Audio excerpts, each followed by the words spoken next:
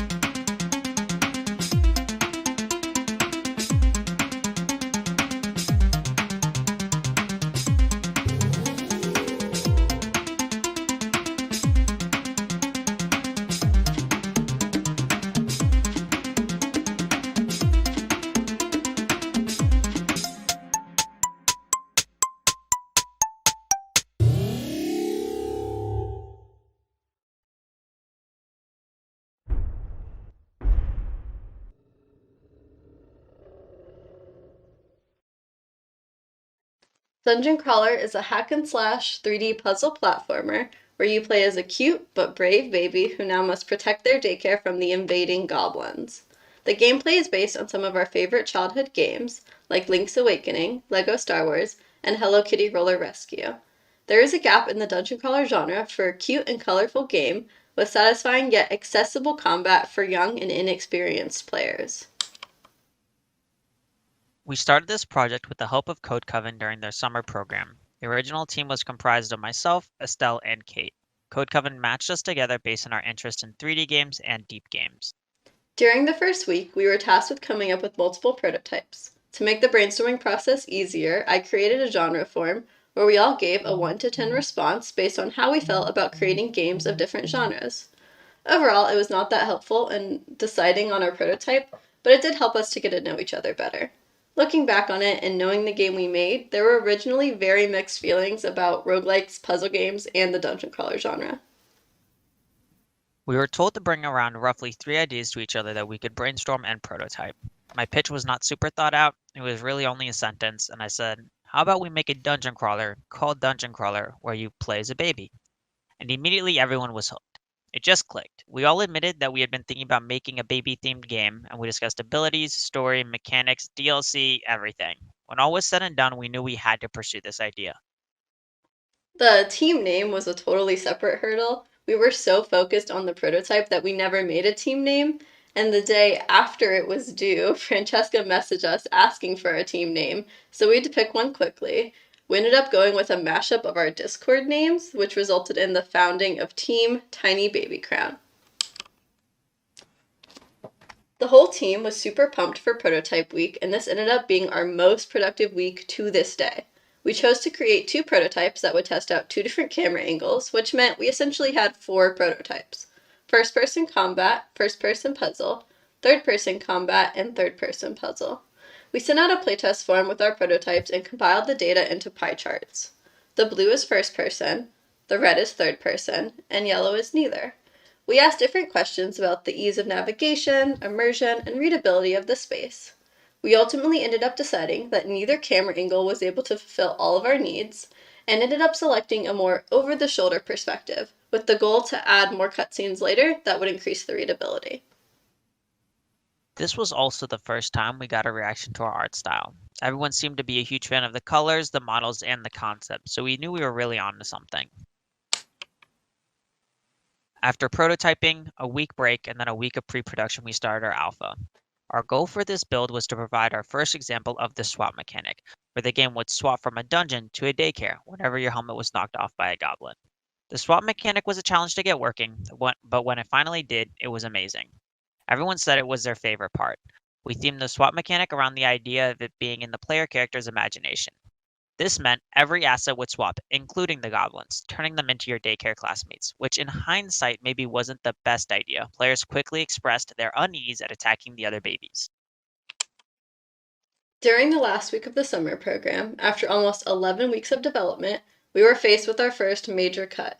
With the deadline approaching, our mentor expressed concern over the swap mechanic. You could play through the game, attacking goblins, getting your helmet knocked off and having to pick it up, and continuing this cycle, but the helmet idea was causing some issues. First of all, if your helmet fell into a group of babies, when you picked it up, you would then be faced with a large group of goblins to fight. Second of all, daycare view was feeling unnecessary, like a punishment for taking damage. Our mentor's advice was to cut it all. Completely remove daycare view and the helmet mechanic and focus on combat. I remember meeting with Kate after this decision to figure out what to do. She was super bummed about all the assets we made that would be cut, but we were able to find a solution pretty quickly. We ended up combining the two worlds into one map. It produced a mixed match art style and gave us a reason to add a completely new narrative.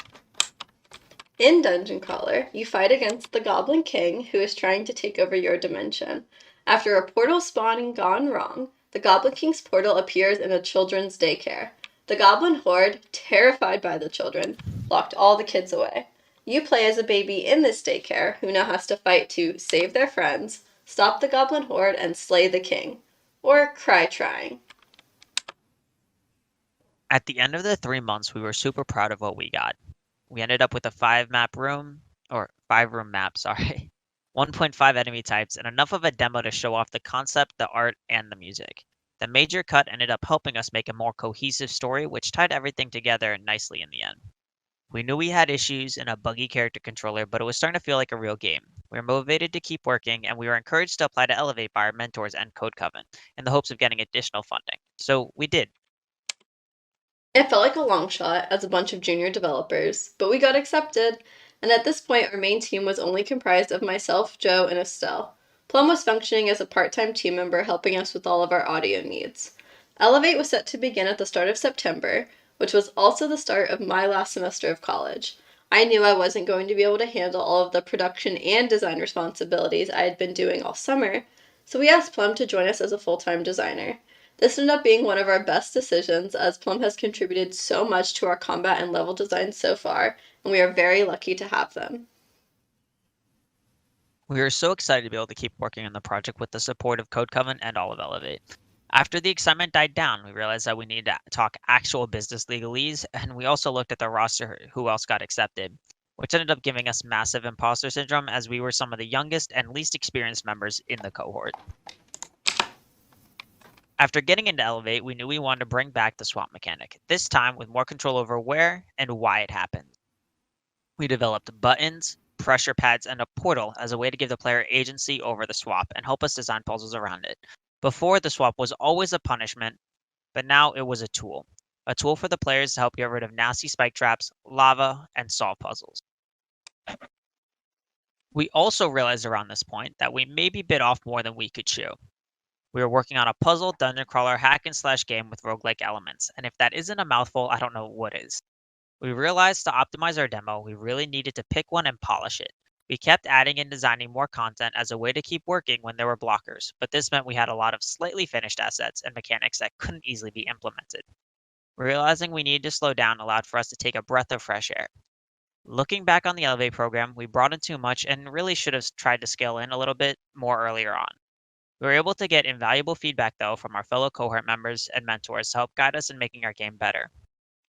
With the feedback, we decided to focus on combat as it is the main aspect of the game. By the end of Elevate, we were able to get the character controller feeling a lot better, as well as making it give lots of options to the player in terms of traversal and combat. During the summer program, our team was spread across 2 time zones. Our engineer is based in South Africa, while Kate and I live on the east coast of the United States. Thankfully, Estelle was willing to stay up late consistently and was okay with the 5 p.m. stand-up time. This was running as smoothly as it could have, and the only minor issues we encountered were when we tried to bug fix the night before deadline, and everyone not being able to help due to the time zones. During Elevate, when we added Plum to our team, things were still running smoothly as Plum also lived on the East Coast. However, around November, Plum moved across the country to Arizona on the West Coast. This changed the dynamic slightly, and we adjusted for slightly later check-in times, and everything was going fine until daylight savings hit. And if you don't know, Arizona is the only US state that doesn't observe daylight savings, and neither does South Africa. So this left Plum closer to us in time, but now Estelle was an extra hour ahead of us. This meant 8 a.m. check-ins for Plum and 6 p.m. check-ins for Estelle. Overall, it was very confusing, and every time someone moved, it took about a week until we were all on a good schedule again. We had to move some meeting times around, but we recovered, and working with a remote team forced all of us to consider time zones a lot more than we ever had before. One thing Code Coven taught to all of us is how important healthy workplace practices are. As a team, this is one of our core tenets. Code Coven provided us with a lot of resources to learn and ask questions about how to run a healthy workplace, and the red flags to look out for in a not-so-healthy workplace. As the team leader, these talks meant the most to me, and learning to run a team in a healthy way is important to me. Over the last 6 months, we have all become very close friends, and often spend a little too long chatting during our morning check-ins, but we all strive to be open about how we are feeling and provide a place of no judgment for others. We've never had any issues giving members a day off, and are all very understanding of each other's limits. The retrospective process that Code Coven has helped us develop has allowed us to constantly reassess our own mental health and how it affects our process as a team. The retrospectives have also helped us notice any kinks in our process and be able to talk about them and find a solution. In terms of our development process, we used Trello for the entirety of the summer program. Trello had always worked well for me for small game projects, but I noticed with the team size and game scope that it was limited in its usefulness for us.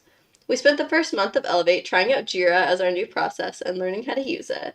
This month had a lot of communication struggles that I attribute to trying to learn the new software. But even moving forward, the interface of the free version of Jira was too complicated for my team to use for their individual work. Halfway through Elevate, I realized that the whole team wasn't using Jira. This was all discussed during a retrospective, and we decided to use both Trello and Jira, where Trello would be used to track individuals' work, each member having their own Trello board, and I would update these tasks in Jira. We know there's a plugin for this, but it costs money, so I did it manually. And this worked for about a week or two. But one of the drawbacks of Trello originally was the inability to plan future tasks in a concise way. Jira did this better, but the free version was still too rigid for our purposes. We wanted more detail on week-to-week tasks. So the last month of Elevate, we developed a third process with Google Docs for tracking tasks in detail for the upcoming weeks. This process got added to all of them, and now all 3 of these are our process. This took about a whole 6 months to create and is constantly being changed based on feedback from the team retrospectives. What's next for Dungeon Crawler? Well, we learned that designing puzzles is very hard, but we plan to continue working on the puzzles and combat, trying to make them both fun and accessible, while giving them both the attention that they need. We are currently iterating on our production plan as we pitch to publishers so we can hopefully continue working on the project full-time and give the game the love and care it deserves. Below we have listed our Twitter and email. Please feel free to contact us with any questions. We also have linked all our personal Twitter accounts and would love if you could follow us. To Code Coven staff, mentors, and everyone watching, thank you from all of us at Tiny Baby Craft.